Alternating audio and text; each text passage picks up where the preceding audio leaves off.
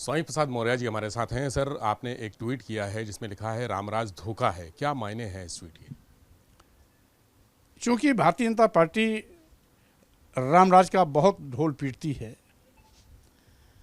और मैंने देखा जब से भाजपा रामराज रामराज रामराज की रट लगाए है तब से अनुसूचित जात, अनुसूचित जनजाति और पिछड़ों के आरक्षण का लगातार गला घोटती जा रही है।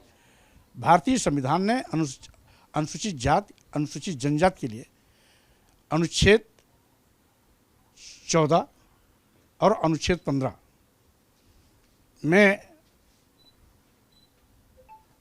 अंतर्गत 4 में आरक्षण की व्यवस्था की और 340 के अंतर्गत पिछड़ों के आरक्षण की व्यवस्था के निर्देश दिए, जिसमें सरकार समय समय पर सामाजिक शैक्षणिक सर्वे के आधार पर आरक्षण दिए जाने की सिफारिश की। मंडल आयोग की सिफारिशों के मुताबिक 27% पिछड़ों के लिए आरक्षण दिया गया है। लेकिन जब से भाजपा सरकार आई है, आरक्षण का ऐसा गला घोट रही है कि अनुसूचित जात, अनुसूचित जनजाति और पिछड़े वर्ग के आरक्षण को पूरी तरीके से खत्म करने पर आमादा है। अभी अभी कल ही ग्राम विकास अधिकारियों की लगभग 816 पदों की रिक्ति विज्ञापन में आई है, जिसमें उस कुल पद के सापेक्ष 396 पद 27% के हिसाब से पिछड़ों के आरक्षण बनते हैं। मात्र 148 पे ला करके खड़ा कर दिया, यानी 2/3 आरक्षण पहले से ही साफ कर दिया। लिखित परीक्षा के बाद कितना खत्म करेंगे ये तो सरकार जानेगी। रही बात यही नहीं, ये एक उदाहरण नहीं है। अभी अभी गोरखपुर विश्वविद्यालय में 117 professor, reader, associate professor, assistant professor के पदों पर भर्ती हुई। कुल 6 पदों पर सारे आरक्षित वर्ग के लोगों को लाके सिमेट दिया। उसी 6 पद में अनुसूचित जात, अनुसूचित जनजात, पिछड़े वर्ग और यहाँ तक कि अल्पसंख्यक भी उसी में शामिल है। तो कुल मिलाकर के अगर ऐसे ही आरक्षण सरकारें लागू करेगी और यही अगर आरक्षण का गला घोटना, अनुसूचित जात, अनुसूचित जनजाति और पिछड़ों का हक मारना ही अगर रामराज है, तो ऐसा रामराज हमें नहीं चाहिए। तो इसके पहले भी रामचरितमानस को लेकर आपके बयान पे काफ़ी विवाद हुआ, अब रामराज को लेकर विवाद शुरू हो गया है। देखिए, मानस महाकाव्य की कुछ चौपाइयों का मकसद कुछ और था। वर्तमान में अनुसूचित जात, अनुसूचित जनजाति और पिछड़ों के आरक्षण संवैधानिक अधिकार से जुड़ा हुआ है।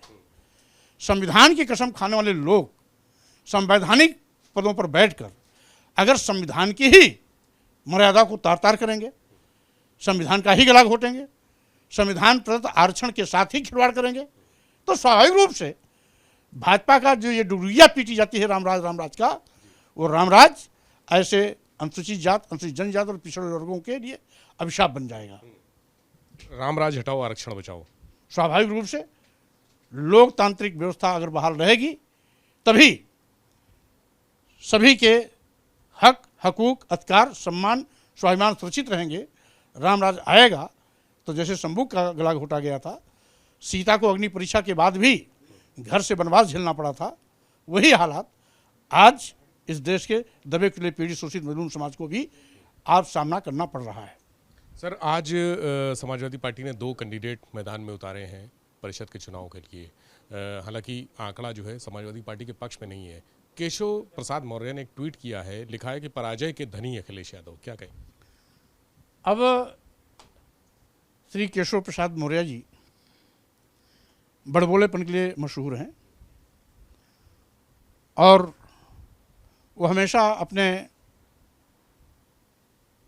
बड़े नेताओं को खुश करने के चक्कर में इस प्रकार का बयान देते रहते हैं।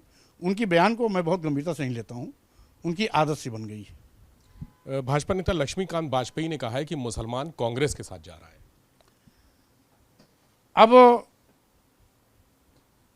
वाजपेयी जी वरिष्ठ नेता हैं, हमारे उनके संबंध भी अच्छे हैं, लेकिन मैं उनको भविष्यवक्ता नहीं मानता हूँ। ये लोकतंत्र है, कौन वोट कहाँ जाएगा उस पर कोई फोरकास्ट नहीं कर सकता है। और मुस्लिम मतदाता इतना नादान और बच्चा नहीं है कि वाजपेयी जी के अनुसार वो वोट करेगा। मायावती जी ने आज बैठक की है बड़ी, सारे मंडल कोऑर्डिनेटर, सारे विधायक बुला के, और कहा है कि लोकसभा 2024 अकेले लड़ेंगी। अब सुश्री बहन मायावती जी बहुजन समाज पार्टी की राष्ट्रीय अध्यक्ष हैं और बसपा सुप्रीमो के रूप में अगर कोई निर्णय सुनाती हैं तो उनका पार्टी का अपना निर्णय है, उस पर हमें कोई एतराज़ नहीं है।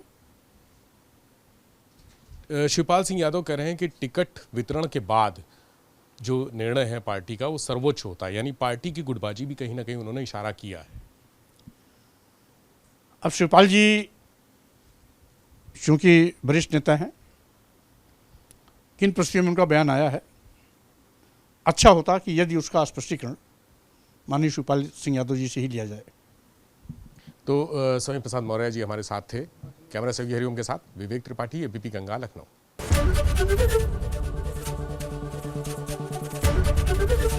एबीपी गंगा, खबर आपकी, जुबान आपकी।